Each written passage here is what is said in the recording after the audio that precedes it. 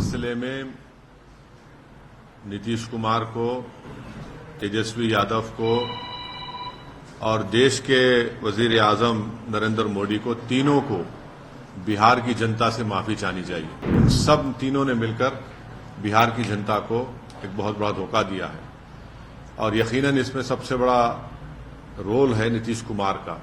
अब हम तेजस्वी यादव से पूछना चाह रहे हैं कि बताओ कैसा लग रहा है आपको? अभी आपने हमारे 4 एमएलएस को तोड़ा था, अब आपको कुछ दर्द हो रहा है सीने में? अब आपको मालूम हो रहा है कि जो खेल आप हमसे खेले थे वही खेल आपसे हो गया। नीतीश कुमार तो सिर्फ अभी तो नाम के मुख्यमंत्री रहेंगे, हुकूमत चलेगी बिहार में आरएसएस की और नरेंद्र मोदी की।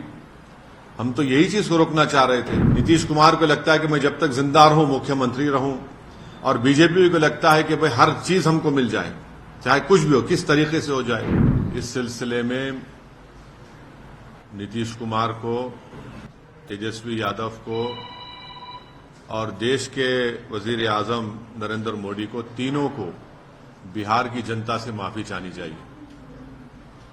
और तीनों पार्टीज ने मिलकर बिहार की जनता को जो बातें की हैं और जो वादे किए थे और अपनी पॉलिटिकल आइडियोलॉजी की बात की थी, उन सब तीनों ने मिलकर बिहार की जनता को एक बहुत बड़ा धोखा दिया है और यकीनन इसमें सबसे बड़ा रोल है नीतीश कुमार का। नीतीश कुमार कल तक हमको गाली देते थे कि ओवैसी बी टीम है। अब नीतीश कुमार को शर्म नहीं आती उसी जगह पर जाकर बैठने के लिए जहां पर हम पर इल्जाम लगाते थे। और नीतीश कुमार ने पॉलिटिकल अपॉर्चुनिज्म कहना तो अंडरस्टेटमेंट होगा, उन्होंने हर चीज का रिकॉर्ड तोड़ दिया है और कोई उनकी बात का न एतबार है न भरोसा है। मैं शुरू से कह रहा था कि नीतीश कुमार फिर से बीजेपी में जाएंगे, मगर लोग हमारी बात को यकीन नहीं कर रहे थे। अब हम तेजस्वी यादव से पूछना चाह रहे हैं कि बताओ कैसा लग रहा है आपको? अभी आपने हमारे 4 एमएलएस को तोड़ा था, अब आपको कुछ दर्द हो रहा है सीने में? तकलीफ हो रही है आपको अपने भेजे में? अब आपको मालूम हो रहा है कि जो खेल आप हमसे खेले थे वही खेल आपसे हो गया।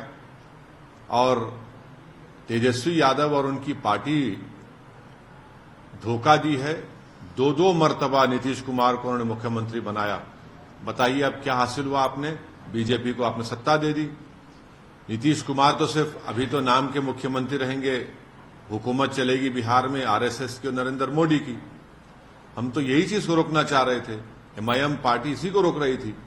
और जब हमारे सीमांचल की जनता ने एमआईएम के 5 विधायक को कामयाब किया तो हमने तो जब उनके स्पीकर के इलेक्शन में तायद की थी गठबंधन के।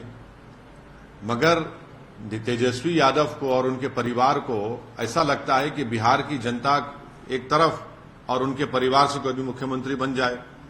नीतीश कुमार को लगता है कि मैं जब तक जिंदा रहूं मुख्यमंत्री रहूं, और बीजेपी को लगता है कि भाई हर चीज हमको मिल जाए, चाहे कुछ भी हो, किस तरीके से हो जाए। देश के प्रधानमंत्री का भाषण मुझे याद आ रहा है जब नीतीश कुमार ने वो ऑब्जेक्शनेबल बातें कही थी महिलाओं के बारे में। देश के प्रधानमंत्री ने कहा था क्या गंदगी फैला रहे हैं, और देश के प्रधानमंत्री ने महिलाओं से वादा किया था कि मैं आपको इन लोगों से बचाऊंगा। अब देश के प्रधानमंत्री खुद नीतीश कुमार को बाजू बिठाकर चाय पिला रहे हैं। तो इसका टोटल ये है कि बिहार की जनता का एक बहुत बड़ा नुकसान और धोखा उनको दिया जा रहा है। बिहार में डेवलपमेंट रुक चुका है, अफसरशाही बढ़ चुकी है, और हम तो शुरू से सीमांचल की लड़ाई लड़ते आए, लड़ते रहेंगे। और इससे जनता को फिर से मालूम हो गया कि एमआईएम और ओवैसी जो बात कह रहा था कि सेकुलरिज्म, पॉलिटिकल सेकुलरिज्म सिर्फ इस्तेमाल किया जाता है भारत के मुसलमानों को धोखा देने के लिए, और अब की बार फिर से धोखा दिया गया है बिहार के मुसलमानों को सिर्फ सत्ता में आकर बैठने के लिए। मैं उम्मीद करता हूं कि न सिर्फ बिहार बल्कि पूरे देश के जो अल्पसंख्यक समाज, मुसलमान और जो हमारे सेकुलर जहन रखने वाले हिंदू, ओबीसी और दलित भाई हैं, वो देखेंगे इन चीजों को कि कैसे सेकुलरिज्म के नाम पर चुनाव में तो वोट लिया जाता है और उसके बाद फिर आपकी वोट को ले जाकर आरएसएस और मोदी के झोली में रख दिया जाता है।